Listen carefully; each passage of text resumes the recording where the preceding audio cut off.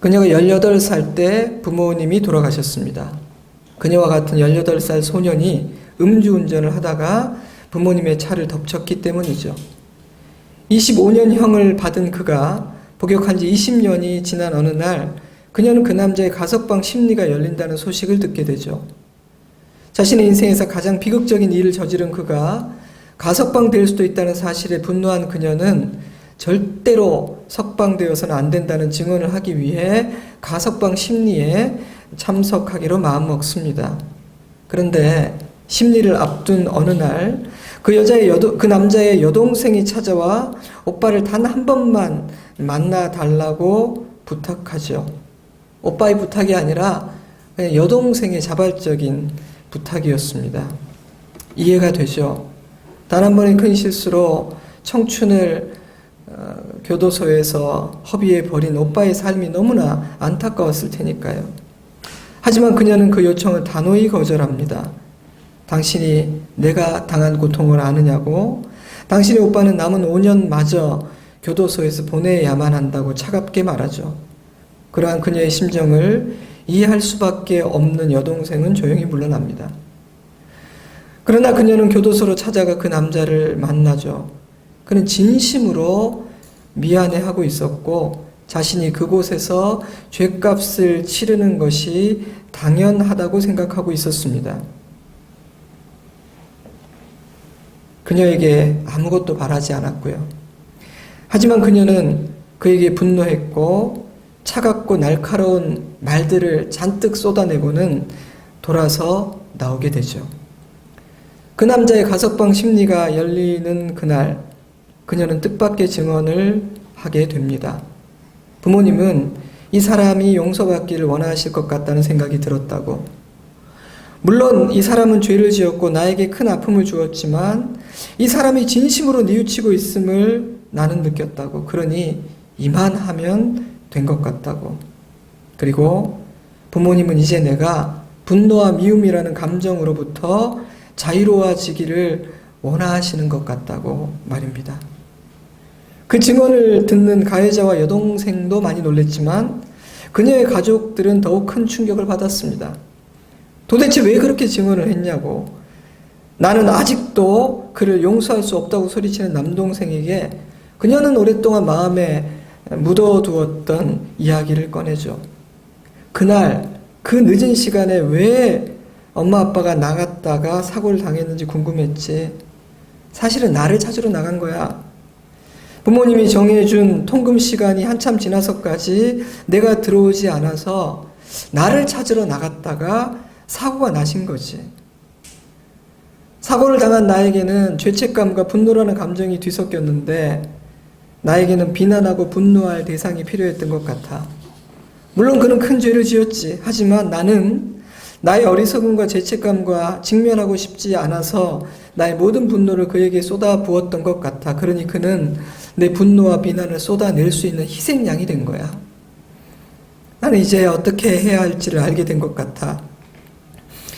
아빠 엄마도 이것을 원하실 것 같고 그래서 저 사람을 가석방시켜서는 안 된다는 증언을 도저히 할 수가 없더라고. 드라마는 그녀가 부모의 묘소에 찾아가서 마음속에 있던 여러 가지 이야기를 나누는 것으로 끝이 납니다. 희생양이라는 표현 들어보셨죠? 영어로는 scapegoat인데요. scape는 벗어나다 탈출하다는 의미를 가진 그 escape의 중세 영어고요. goat는 염소입니다. 그럼에도 불구하고 왜 희생양으로 번역되었는가? 그 이유는 염소의 한자어가 산양이기 때문이라고 해요. 이 단어의 어원은 구약 성경에서 속죄를 위한 희생으로 하나님께 바치는 염소에서 유래되었는데요. 그럼에도 불구하고 희생 제물하면 우리는 양을 떠올리게 되고 특히 그리스도인들에게는 대속의 제물을 하면 유월절 어린 양이 생각나기 때문에 한국어로는 희생양이라는 번역을 한 것이 아닌가라는 생각도 들었습니다. 그냥 제 생각이 그래요. 이 시대의 희생양이라는 단어는 지극히 부정적인 의미로 사용되고 있습니다. 국어사전은 이 단어의 의미를 이렇게 정의하고 있죠. 불공정한 비판이나 갈등의 대상 또는 목표가 되는 가족이나 집단의 성원, 불만 해소나 이익 추구 등의 목적을 위해 희생을 강요받거나 강자에게 이용되는 사람을 비유적으로 이르는 말. 희생양에 대한 자료를 찾아보다가 이런 글을 발견했죠. 희생양은 다른 사람이 범한 잘못이나 죄를 대신 뒤집어 쓰는 사람을 비유적으로 가리키는 말입니다. 희생양 덕분에 진짜 잘못을 저지른 사람은 죄의 대가를 지불하지 않거나 잊혀지죠. 인간은 종종 자신이 또는 누군가가 책임을 져야 할 일이 생길 때 희생양을 내세웁니다. 위선적인 방법으로 사태를 해결하는 것이죠. 그러므로 희생양을 만드는 행위는 인간의 죄성을 적나라하게 드러냅니다. 이처럼 희생양이라는 표현은 현대인들에게 굉장히 부정적인 의미로 사용되는 단어입니다. 뉴스를 보면 소위 분노 조절 장애라고 불리는 질병에 감염된 사람들이 점점 늘어나고 있는 것 같아요. 그래서 적지 않은 사람들이 어떤 일에 대해 지나치고 과도하게 분노할 뿐 아니라 심지어 자신의 분노와 비난을 쏟아낼 어떤 대상을 찾기도 합니다. 누군가를 자기 분노와 상처의 희생 제물로 삼는 것이죠. 지난 6월 17일에 일어난 군산 주점 화재 사건은 저에게 여러모로 충격적이었습니다. 외상값이 10만 원에 불과한데 20만 원을 요구해서 앙심을 품고 불을 질렀다고 말하는 그는 사람들이 가장 많이 찾아오는 시간이 될 때까지 4시간을 기다렸다가 불을 질렀고 사람들이 탈출하지 못하도록 대걸레로 그 문을 막기도 했습니다. 수많은 사상자들은 그가 받았던 상처와 그로 인한 분노의 희생양이 되고 말았던 것이죠. 인간은 종종 자신의 어리석음과 미성숙함 그리고 죄와 상처를 덮기 위해 의도적으로 누군가를 희생양으로 만들기도 합니다. 어쩌면 자신이 그런 행위를 하고 있는 것인지조차 모를 수 있습니다. 하지만 누군가를 과도하게 비난하고 정죄함으로 그를 희생양으로 만드는 행위의 깊은 곳에는 자기 변명과 자기 보호와 또 때로는 자기의라는 지극히 이기적이고 악한 쓴뿌리가 있습니다. 희생양을 찾는 인간의 심리는 매우 악합니다. 왜냐? 그것은 내가 값을 치르고 싶지 않은 마음이기 때문입니다. 더 나아가 누군가가 내 대신 대가를 지불하게 만드는 아주 악한 행위이기 때문이죠. 설사 그에게 비난하고 분노할 이유가 있다 할지라도 누군가를 희생양으로 삼는 것은 하나님께서 정해주신 선을 넘어서는 지나치고 과도한 것이며 우리는 그리할 자격조차 없는 사람이기에 하나님이 미워하시는 절대 악입니다.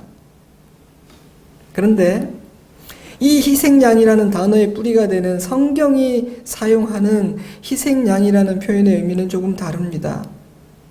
이 단어는 인간의 죄와 관련되어 있을 뿐 아니라 하나님의 구원과 하나님의 지혜를 설명하는 단어이기도 하기 때문이죠. 오늘 읽은 이사야 53장은 아주 유명한 말씀입니다. 신구약 성경 전체를 통틀어 예수 그리스도와 그분이 지신 그 십자가의 의미를 가장 풍성하게 설명하고 있는 말씀이거든요. 그런데 오늘 읽은 말씀을 보면 이스라엘 백성들도 양으로 묘사되고 있을 뿐 아니라 오실 메시아 그 예수 그리스도 역시 양으로 묘사가 되고 있습니다.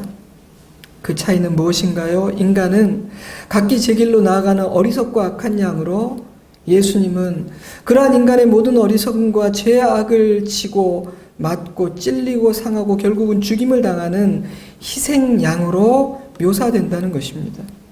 그런데 이 세상이 말하는 희생양과 희생양이 되신 예수님과는 어떤 차이가 있는 걸까요? 첫째로 죄가 있는 희생양과 죄 없는 희생양이라는 차이가 있습니다. 희생양이라는 표현은 억울하게 그리고 과도하게 비난받고 희생을 당하는 사람을 비유적으로 일컫는 말이라고 말씀드렸습니다. 그러나 그럼에도 불구하고 희생양이 된 그가 100% 순결하고 아무런 죄가 없는 온전한 의인이라고 말할 수는 없을 것입니다. 물론 문제가 되는 어떤 사건이나 특정한 상황에 대해서는 무죄하며 억울한 희생양이라고 부를 수도 있겠지만 그의 전인격과 삶 모두가 온전하고 흠이 없는 그런 인간이란 존재하지 않기 때문이죠. 그러므로 세상의 희생양이란 죄인에 의해 핍박을 받는 또 다른 죄인이라고 설명할 수도 있을 것 같아요. 그러나 예수님은 죄 없는 희생양이십니다. 그런 차원에서 생각해 보면 진정한 의미의 희생양은 오직 예수 그리스도 한 분뿐이라고 말할 수도 있을 것 같습니다. 왜냐하면 어떤 상황 가운데에서 내가 조금 억울하다고 느낄 수는 있겠지만 우리는 그 어떤 상황에서도 100% 무죄한 순백의 의인은 아니기 때문이죠. 그래서 억울하다 여겨지는 고난 중에서도 주님 앞에 울며 기도하고 묵상하다 보면 엉뚱하게도 하나님 앞에서 내가 죄인이라는 사실을 발견하고 주님의 십자가를 붙들게 되는 일들도 일어나게 되는 것 같아요. 저는 그런 일이 많이 일어나는 것 같더라고요. 하지만 이사야는 예수님은 아무런 죄가 없이 고난을 당하셨다는 사실을 분명하게 선언하고 있습니다. 그는 실로 우리의 질고를 지고 우리의 슬픔을 당하였거늘 우리는 생각하기를 그는 징벌을 받아 하나님께 맞으며 고난을 당한다 하였노라. 그가 찔림은 우리의 허물 때문이요 그가 상함은 우리의 죄악 때문이라. 우리는 다 양 같아서 그릇 행하여 각기 제 길로 갔거늘 여호와께서는 우리 모두의 죄악을 그에게 담당시키셨도다. 9절은 그 사실을 이렇게 말합니다. 그는 강포를 행하지 아니하였고 그의 입에 거짓이 없었으나 그의 무덤이 악인들과 함께 있었으며 예수님은 죄가 없지만 우리의 죄 때문에 죄인 취급을 받으셨다는 것입니다. 세례 요한 역시 동일한 증언을 합니다. 이튿날 요한이 예수께서 자기에게 나오심을 보고 이르되 보라 세상 죄를 지고 가는 하나님의 어린 양이로다.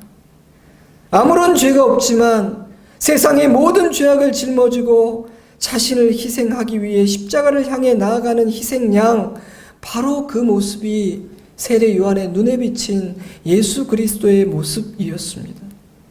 히브리서는 이렇게 말합니다. 우리에게 있는 대제사장은 우리의 연약함을 동정하지 못하실 리가 아니요 모든 일에 우리와 똑같이 시험을 받으신 이로되 죄는 없으시니라. 예수님은 죄 없는 희생양이시다. 특정한 사건이나 상황에 대해서만이 아니라 그분의 삶과 인격 전체에서 그 어떤 한 점의 죄도 찾을 수 없는 순결하고 흠이 없는 희생양이시다. 신구약 성경은 그렇게 큰 소리로 외치고 있는 것입니다. 그것은 오직 예수님만이 죄 없이 비난받고 죽음당하신 진정한 의미에서 억울한 희생양이라는 뜻입니다.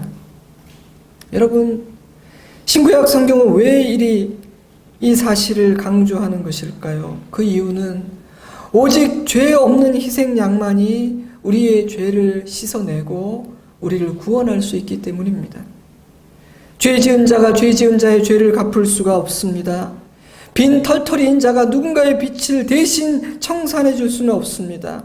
오직 죄 없는 자, 즉 온전히 의로우신 그 한 분만이 죄 있는 자의 죄를 대신 지고 죄를 용서할 수가 있는 것입니다. 때문에 이사야는 단지 예수 그리스도가 희생양이라는 사실뿐 아니라 그분에게는 아무런 죄가 없었다는 사실을 거듭거듭 강조합니다. 그분이 당한 고난과 그분의 죽음은 그분의 죄와 그분의 허물 때문이 아니었다는 것이죠. 이러한 이사야의 묵상은 두 번째 묵상으로 확장이 됩니다. 그것은 이 세상의 희생양들은 자신의 억울한 죽음으로 끝이 났지만 예수님의 희생은 우리를 살려내는 능력이 되었다는 것이죠. 여러분, 이 세상의 희생양은요, 억울하고 부당한 희생이요 죽음으로 끝날 뿐이지만 예수님의 희생은 상한 마음을 치유하고 매인 것에서 자유하게 하며 죽은 자를 살려내는 생명의 능력이 됩니다. 그가 징계를 받음으로 우리는 평화를 누리고 그가 채찍에 맞음으로 우리는 나음을 받았도다. 이 말씀은 예수님의 고난과 죽음의 의미를 잘 설명해 주고 있습니다. 예수님의 희생은 우리의 평화와 치유가 되었습니다. 예수께서 우리를 대신해서 죽으심으로 우리를 얽어매고 우리를 종처럼 부리던 죄와 죽음과 어둠의 속박에서 우리는 벗어나게 되었습니다. 그러므로 이제 우리는 더 이상 죄의 종도 어둠의 자녀도 아니라 하나님의 자녀요 빛의 자녀가 되었다는 것입니다. 에베소서 5장 8절 너희가 전에는 어둠이더니 이제는 주 안에서 빛이라. 빛의 자녀들처럼 행하라. 빛의 열매는 모든 착함과 의로움과 진실함에 있느니라. 예수님의 희생이 어둠을 빛으로 바꾸었으니 이제는 빛의 자녀들처럼 살아가라는 것입니다. 놀라운 선언이죠. 바로 이것이 예수님의 죽음이 우리에게 선물한 구원의 실체입니다. 우리는 어둠이었지만 이제는 빛이 되었습니다. 그러므로 예수님의 죽음은 힘없는 자의 억울한 희생이 아닙니다. 예수님의 희생은 하나님의 강력한 능력입니다. 하지만 강력한 힘으로 맞서 싸워서 이기는 것이 아니라 너무나 무기력하고 힘이 없는 희생, 너무너무 억울한 죽음으로 구원이 이루어진다, 악을 이긴다라는 십자가의 복음은 인간에게 걸림돌이 되었습니다.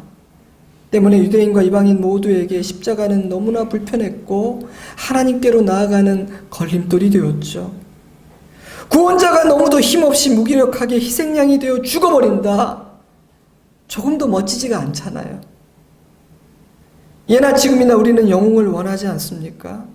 그래서 이 시대에 그렇게 많은 히어로물들이 흥행에 성공하는 거 아닐까요? 또 우리는 영웅이 되기를 원하고요. 저도 어릴 때 꽤나 그 망토 묶고 막 달아다니고 영화 보고 옥상에서 뛰어내다가 뼈 부러진 애들이 참 많았어요. 하지만 사도 바울은 이렇게 고백합니다. 내가 복음을 부끄러워하지 아니하노니 이 복음은 모든 믿는 자에게 구원을 주시는 하나님의 능력이 됩니다. 먼저는 유대인에게요, 그리고 헬라인에게로다.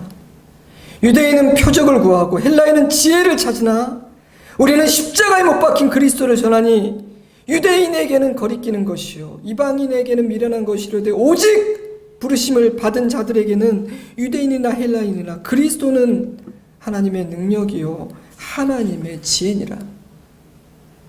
십자가는 하나님의 지혜요 능력입니다. 하지만 우리에게는 이런 의문이 생깁니다. 와, 그것이 하나님의 지혜요 방법이라면 어리석고 세상적인 인간이 어떻게 그런 신비한 하나님의 지혜와 구원의 방법을 이해하고 받아들일 수 있을까? 과연 누가 구원받을 수 있을까?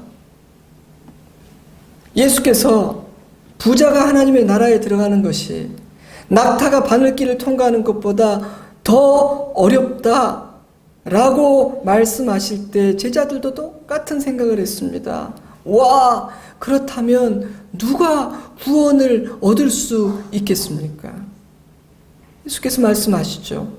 예수께서 그들을 보시며 이르시되 사람으로서는 할 수 없으나 하나님으로서는 다 할 수 있느니라. 걱정하지 말라는 겁니다.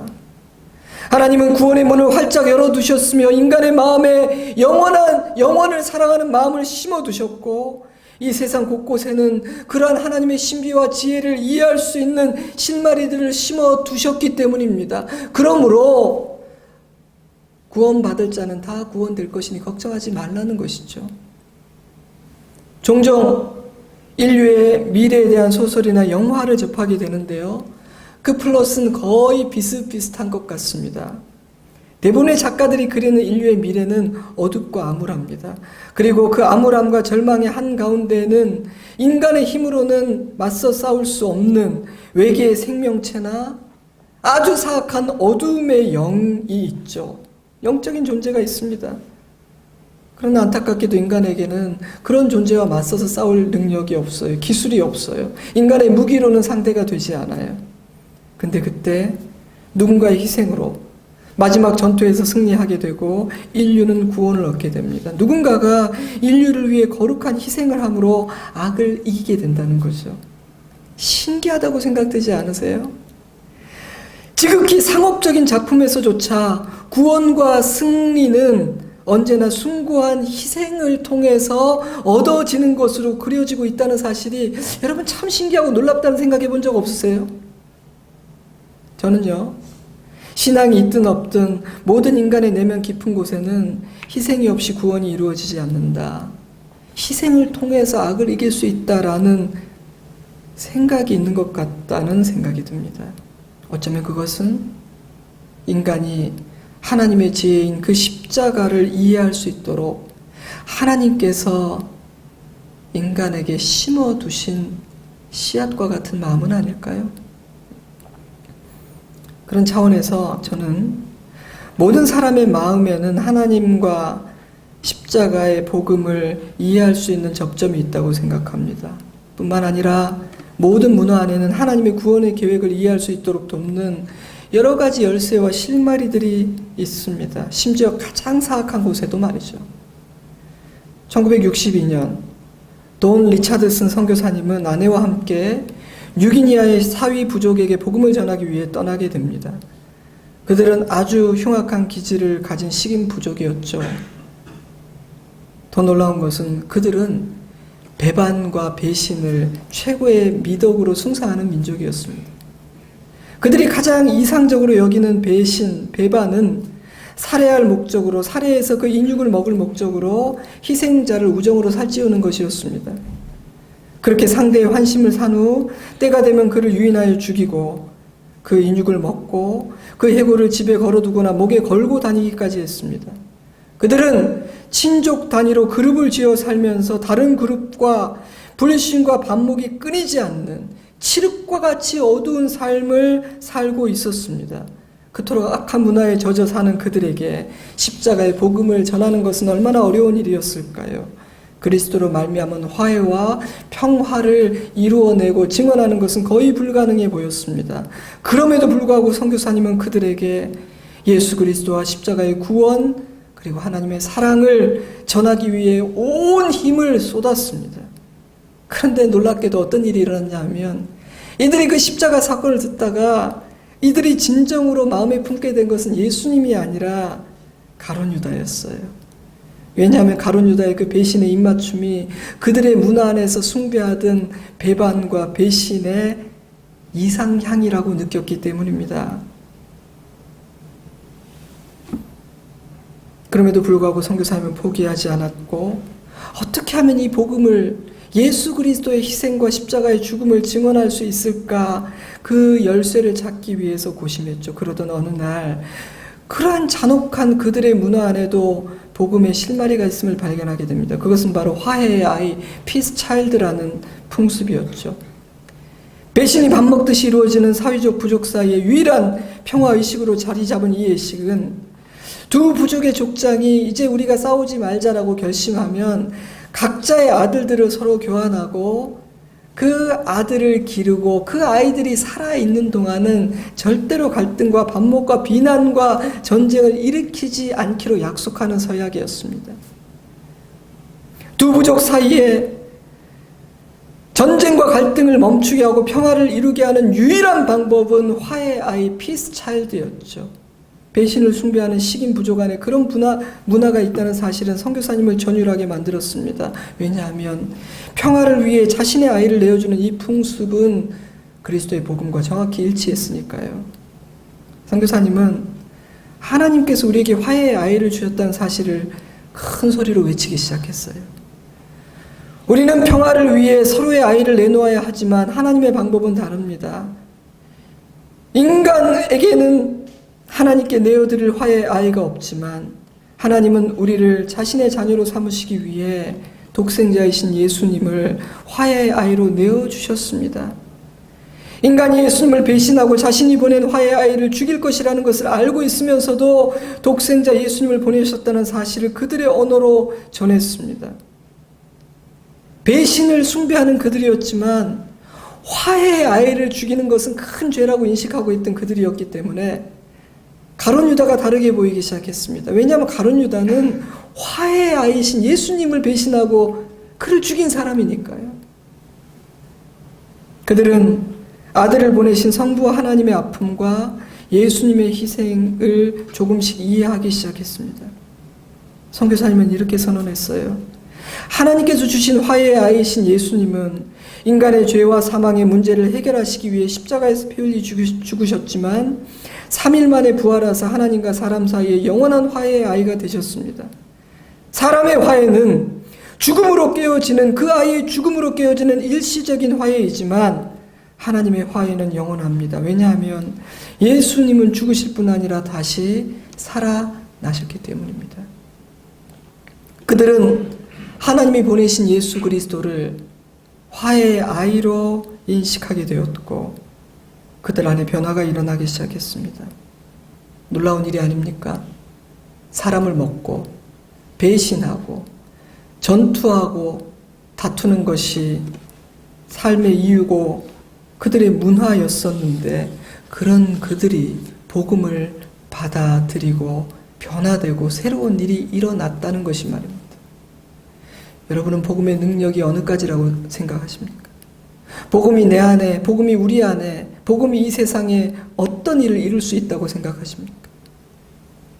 제가 볼 때 우리는요, 복음의 능력을 너무나 제한하고 살아가는 것 같아요. 그래서 복음을 전할 사람도 가려가면서 전합니다. 사랑하는 성도 여러분, 세상의 희생양은 자신의 억울한 희생으로 끝나지만 예수님의 희생은 우리를 살려내는 하나님의 지혜와 능력이 됩니다. 이 복음을 받아들일 때 우리는 빛의 자녀가 됩니다. 그리고 빛의 자녀가 된 모든 사람들은 이 복음을 증언해야 합니다. 모든 사람 안에, 모든 문화 안에 이러한 하나님의 지혜를 알 수 있는 빛이 있음을 믿고 증언해야 됩니다. 복음의 능력을 제한하고 가두어서는 안 됩니다. 마지막으로 세상의 희생양은 힘이 없어서 당하는 것이지만 예수님은 스스로 희생양이 되셨습니다. 가만히 생각해 보세요. 이 세상의 희생양들은요, 힘이 없어서 그렇게 되는 겁니다.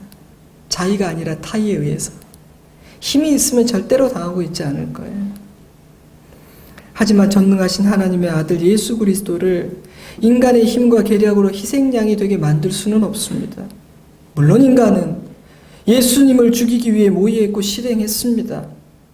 요한복음 11장 53절, 이날부터 그들이 예수를 죽이려고 모의하니라. 12장 10절, 대제사장들이 나사로까지 죽이려고 모의하니 나사로 때문에 많은 유대인이 가서 예수를 믿음이로라. 그러나 성경은 예수님은 그들의 모의 때문이 아니라 스스로 희생의 제물, 희생양이 되셨다고 선언합니다. 자, 조금 전에 요한복음 12장 11절까지 읽었는데 12절 읽어드리죠. 그 이튿날에는 명절에 온 큰 무리가 예수께서 예루살렘으로 오신다는 것을 듣고 종려나무 가지를 가지고 맞으러 나가 외치되 호산나 찬송하리로다. 주의 이름으로 오시는 이 곧 이스라엘 왕이시여 하더라. 마태복음 26장 53절, 너는 내가 내 아버지께 구하여 지금 12군단 더 되는 천사를 보내시게 할 수 없는 줄로 아느냐? 내가 만일 그렇게 하면 어떤 일이 있으리라 한, 이런 일이 있으리라 한 성경이 어떻게 이루어지겠느냐 하시더라. 예수님은 자기를 죽이려고 하는 유대 종교 지도자들이 가득 있는 그 본거지 중심을 향해 스스로 들어가십니다. 그들이 자신을 죽이기 위해 무장하고 나타나실 때 당신의 능력을 조금도 사용하지 않으셨습니다. 왜입니까? 죄인들을 대신하여 대속의 죽음을 당하시는 것이 그분이 자신을 비우고 낮추어 어린 아기의 모습으로 이 땅에 오신 이유였기 때문입니다. 왜 그렇게 하셨습니까? 예수님이 저와 여러분을 사랑하셨기 때문입니다. 자기를 희생할 만큼, 자기의 힘을 사용하지 않을 만큼, 침뱉음을 당하고 조롱을 당할 만큼 우리를 사랑하셨기 때문입니다. 예수님은 힘이 없어서 죽임을 당하신 것이 아닙니다. 우리를 사랑하신 예수님의 사랑이 예수님을 죽게 한 것이죠. 그래서 이런 찬송이 있어요. 사랑이 구주를 죽게 했네. 생각해 보세요. 그 누가 감히 하나님을 희생양으로 만들 수 있겠습니까? 인간이 누군가를 희생양으로 만들 때는 나와 동등하든지 나보다 약한 자를 희생양으로 만드는 것 아닙니까? 동료, 직원, 친구, 아랫사람, 약한 사람, 그래도 적어도 내가 한번 붙어볼 만한 사람, 내가 힘으로 이길 수 있는 사람을 희생양으로 만드는 것이지 어떻게 나보다 더 강한 사람을 희생양으로 만듭니까? 그래서 희생양 삼는 것을 하나님이 싫어하는 겁니다. 그것은 힘 없는 자를 괴롭히고 연약한 자를 아프게 하는 거니까요. 여러분, 어떻게 신입사원이 사장을 희생양으로 만들 수 있겠어요? 그러므로 예수님이 누군가에 의해서가 아니라 스스로 희생양이 되셨다는 성경의 진술이 훨씬 합리적이고 훨씬 논리적이지 않아요? 슈퍼맨 아세요? 슈퍼맨? 슈퍼맨이 너무 강해서 위협적으로 느낀 인간이 슈퍼맨을 체포를 합니다. 수갑을 채우고 취조실에 가두죠. 근데 하지만요, 슈퍼맨이 잡혀주기로 마음먹었기 때문에, 내가 수갑에 묶이리라 마음먹었기 때문에 그렇게 할 수 있는 겁니다. 취조를 받던 그가 수갑을 풉니다. 우리는 막 근육을 써서 풀지만 그냥 툭 풀더라고요. 그리고 취조실 밖에 있는 사람을 투시하면서 말해요. 이 수갑은 나를 가둘 수가 없다고. 내가 마음먹으면 당장이라도 여기를 초토화시킬 수가 있다고. 하지만 내가 그렇게 하지 않기로 마음을 먹었기 때문에, 내가 힘을 쓰려고 마음 먹지 않았기 때문에, 내가 이 보잘것없는 인간이 만든 이 수갑에 내가 잠시 묶이기로 마음 먹기 때문에 내가 잡힌 거라고 말하죠. 이사야 53장 7절. 그가 곤욕을 당하여 괴로울 때에도 그의 입을 열지 아니하였으며 마치 도수장으로 끌려가는 어린 양과 털 깎는 자 앞에서 잠잠한 양같이 그의 입을 열지 아니하였도다. 너무나 무기력한 모습으로 매를 맞고 조롱당하고 죽으실 때 그들은 예수님의 무기력함을 비웃었을 겁니다. 그리고 우리가 예수보다 더 강해서 예수를 죽일 수 있다고 생각했겠죠. 당연해요. 그렇게 보이니까요. 예수님은 지위도 세력도 없었습니다. 어부와 여자 정도가 예수님 곁에 있었는데 그나마도 예수님이 포박되어 잡혀가자 다 도망가 버리고 말았어요. 그래서 그들의 눈에 예수님은 약해 보이고 우리의 힘과 가진 권세로 예수를 잡았고 예수를 죽이고 처리했다고 확신했을 거예요. 물론 신기한 것은 그렇게 해놓고도 굉장히 찝찝한 기운이 남아서 무덤을 가두고 막 애를 썼죠. 처음부터 그들은 예수님과 상대가 안 되는 존재였던 거니까요. 그러나 예수님은 자신의 힘을 사용할 의도가 없었을 뿐입니다. 죄인들을 위해 희생양이 되기로 선택하셨으니까요. 우리를 너무나 사랑하셨기 때문에 잡혀주신 것이고 그 사랑 때문에 십자가에서 내려오지 않으셨던 겁니다. 사랑이라는 이유 외에 예수님께서 우리를 위해 행하신 그 일을 설명할 다른 방법이 없습니다. 저는 모든 사랑은 그러한 것 같아요. 우리에게 허락되는 모든 사랑은 그것이 하나님의 사랑이든 인간의 사랑이든 언제나 과분하고 놀랍고 감동적이고 우리의 자격을 넘어서는 것입니다. 그러므로 성도 여러분, 십자가를 볼 때마다 우리를 향한 하나님의 한이 없는 사랑을 기억하십시오. 저와 여러분이 그 사랑 안에 있다는 사실을 십자가를 볼 때마다 떠올리고 감격하십시오. 그리고 그것으로 충분하다고 고백하십시오. 어떤 상황 가운데 있든 그 십자가 때문에 소망을 가지십시오. 용기를 내십시오. 평안을 잃어버리지 마십시오. 우리는 아버지의 크고 신실한 사랑 안에 있기 때문입니다. 십자가가 그것을 증명하죠. 말씀을 믿겠습니다. 예수님은 죄 없는 희생양이십니다. 예수의 죽음은 힘없는 자의 무기력한 희생이 아니라 우리를 살리는 하나님의 지혜와 능력입니다.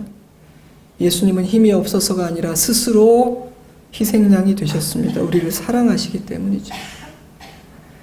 유대인은 표적을 구하고 헬라인은 지혜를 찾으나 우리는 십자가에 못 박힌 그리스도를 전하니 유대인에게는 거리끼는 것이요 이방인에게는 미련한 것이로되 오직 부르심을 받은 자들에게는 유대인이나 헬라인이나 그리스도는 하나님의 능력이요 하나님의 지혜니라. 십자가를 잘 아는 저와 여러분이 되었으면 좋겠습니다. 이제는 어둠에 거하지 말고 빛으로 사는 우리가 되었으면 좋겠습니다. 빛의 자녀는 사람을 사랑하고 선을 행하며 자신을 낮추고 어둠을 미워합니다. 빛의 자녀는 누군가를 희생양으로 만들지 않고 이 세상의 악과 부조리함, 인간의 잔혹함으로 말미암아 희생양이 되어 울고 있는 연약한 자들의 눈물을 닦아주고 위로합니다. 빛의 자녀는 이 세상 것들을 추구하지 않고 하나님 나라를 추구하며 좁은 자신의 경험과 지식을 의지하지 않고 하나님의 관점으로 모든 것들을 바라보고 해석하려고 애를 씁니다. 때문에 빛의 자녀들은 넉넉합니다. 따뜻합니다. 겸손합니다. 담대합니다. 자유합니다. 유연합니다. 그것이 하늘 아버지께서 십자가를 통해 우리에게 선물하신 삶이요, 우리가 누렸으면 좋겠다라고 생각하시는 삶의 모습입니다. 고린도전서 5장 7절, 너희는 누룩 없는 자인데 새 덩어리가 되기 위하여 묵은 누룩을 내버리라. 우리의 유월절 양 곧 그리스도께서 희생되셨느니라. 예수님은 우리의 모든 죄를 지시고 우리가 감당해야 될 모든 죄의 값을 지불하셨습니다. 자발적인 희생양이 되신 것이죠. 그 은혜는 우리를 자유롭게 만들었고 우리를 새롭게 만들었습니다. 그러므로 여러분, 비록 이 세상에서 육신을 입고 살아가지만 그 사랑을 받은, 그 사랑 안에서 살아가는 하나님의 자녀답게 살아갑시다. 예수께서 스스로 희생양이 되신 것처럼 우리도 스스로 그 믿음의 길을 선택하고 그 사랑을 증거하는 십자가의 증인이 됩시다. 같이 기도하겠습니다.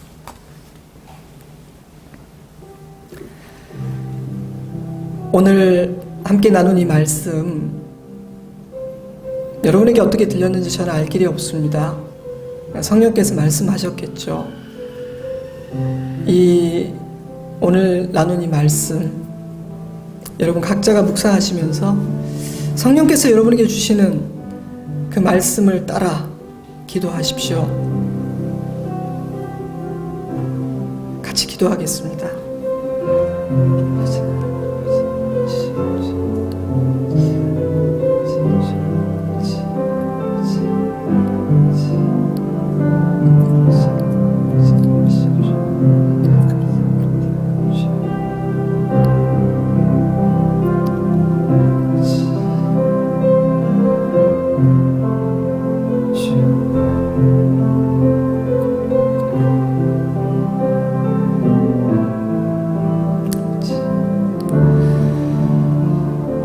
주님, 이 십자가, 이 하나님의 지혜와 주님의 능력, 저희들이 그 깊이와 넓이를 더 알아가기를 원합니다.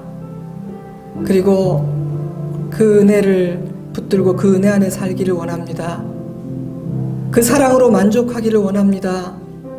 그 사랑 때문에 변화되기를 원합니다. 십자가 안에서 우리 옛사람이 온전히 죽지 못해서 우리가 이 하나님의 은혜도 온전히 누리지 못합니다. 그래서 온전히 변화되지도 않았습니다. 이 십자가를 과연 증언하면 사람들이 믿을 수 있을까? 우리는 의심해서 증언하지도 못합니다. 그리고 이 복음이 어느 정도까지 일을 이룰 수 있는지에 대해서도 참 우리는 확신하지 못해서 복음을 풀어놓지 못하고 제한할 때가 많이 있습니다. 주님, 부족한 종이 간절히 기도합니다. 주님의 십자가의 능력이 우리 가운데 마음껏 역사하여 주시옵소서. 깨닫게 하시고 십자가를 붙들고 날마다 주님의 길을 따라가게 하여 주시옵소서. 주님, 감히 소원해 봅니다. 예수께서 자신의 희생과 죽음으로 구원을 이루신 것처럼 우리도 예수님을 따라 나를 죽이고 나를 낮추고 내가 사용할 수 있는 그 힘을 사용하지 않으므로 나를 통하여 그 주님의 십자가의 능력이 드러나는 것을 보고 싶습니다. 근데 억지로 어떻게 그렇게 하겠습니까? 그 은혜를 우리가 진짜 알고 그 사랑이 우리를 강권하여 우리도 예수의 길을 따르게 하여 주시옵소서. 그때 도저히 내가 자유할 수 없을 것 같았던 나의 두려움, 나의 불신앙, 나의 의심, 나의 연약한 성정, 나의 죄성 극복할 수 있을 것입니다. 그 평안과 자유함을 우리 모두가, 이 부족한 종부터 우리 모두가 다 누리면서 살아가기를 소망하고 이 십자가를 증거하여 함께 기뻐하는 그 기쁨도 우리가 누릴 수 있기를 소망하며 우리 구주 예수 그리스도 이름으로 기도드리옵나이다. 아멘. 우리 다 같이 자리에서 일어나서 우리 찬양을 우리의 믿음의 고백으로 함께 드리겠습니다.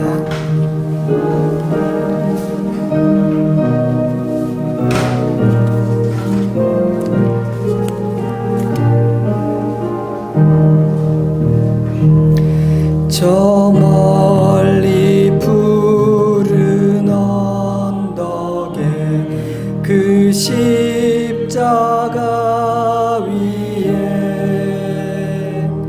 주 예수 나를 위하여 못 박히셨도다. 그 귀한 주의 사랑이 날 구원하시니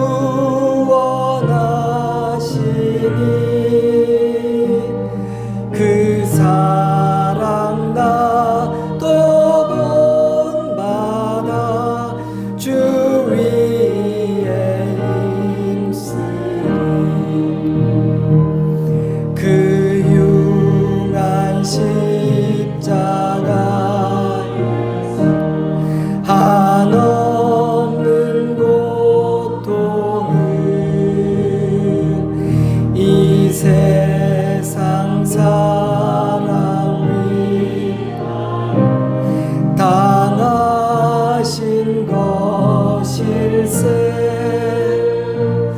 그 귀한 주의 사랑이 날 구원하시니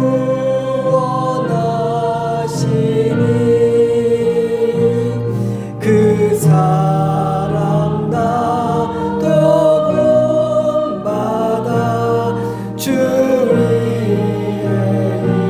힘쓰리. 그 흘린 몸의 피로써 날 속량했으니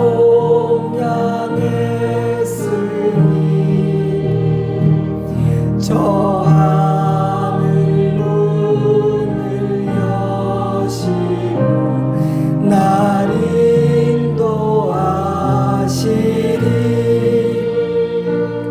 그 귀한 주의 사랑 날 구원해 하시니 그 사랑 나도 본받아 주 위에 있으리. 지금은 우리 구주 예수 그리스도의 은혜와 하나님 우리 아버지의 크신 사랑과 성령 하나님의 은혜와 능력의 역사하심이 우리를 한없이 사랑하사 스스로 희생양 되심으로 우리를 구원하신 그 주님의 은혜에 감사하며 그 사랑 안에 살아가는 빛의 자녀답게 살아가기를, 그 빛을 증거하기를 다짐하고 결심하고 소망하며 돌아가는 사랑하는 주의 자녀들과 그 가정 위에 우리 좋은 씨앗교회와 피로 값주고 사신 주님의 교회들과 이 나라와 이 민족 위에 이제로부터 영원토록 함께 하시옵기를 간절히 축원하옵나이다. 아멘.